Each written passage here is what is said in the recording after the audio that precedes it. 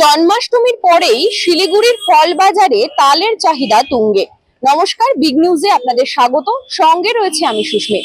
চলুন আপনাদের সামনে তুলে ধরবো এবছর শহর শিলিগুড়ির ফল বাজারে তালের সংখ্যা কত রয়েছে এবং চাহিদা কতটা রয়েছে তালের।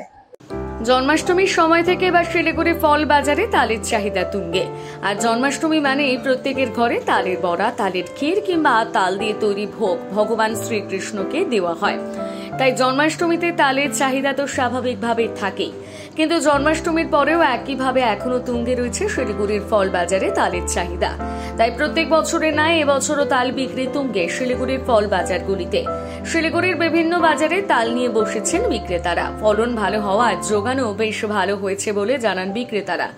অপরদিকে দামের দিক থেকে স্বাভাবিক দাম রয়েছে বলে জানান বিক্রেতা থেকে শুরু করে ক্রেতারা।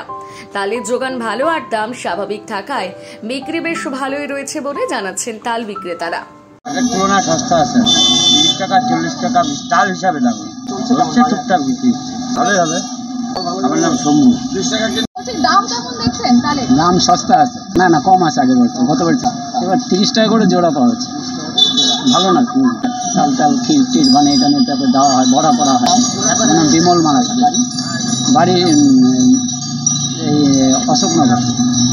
যেমনটা আমরা জেনে নিলাম, প্রত্যেক বছরের ন্যায় এবছরও কিন্তু শহর শিলিগুড়ি ফল বাজারে তালের চাহিদা রয়েছে তুঙ্গে। ইতিমধ্যেই ফল বাজারগুলিতে প্রচুর সংখ্যায় তাল মিলছে। তাল বিক্রেতারা যেমনটা বলছেন, এবছর কিন্তু তালের ফলন বেশ ভালো হয়েছে, যার জেরে শহর শিলিগুড়ির ফল বাজারে জন্মাষ্টমীর আগে ভাগেই চলে এসেছে তাল এবং সেই তালের চাহিদা এখনো পর্যন্ত তুঙ্গে রয়েছে। এবং এবছর কিন্তু তালের দাম স্বাভাবিকই রয়েছে, যার জেরে বেশ ভালোই বিক্রি হচ্ছে তাল। আমরা এতক্ষণ এই প্রতিবেদনের সঙ্গে আপনাদের সঙ্গে যুক্ত রয়েছিলাম।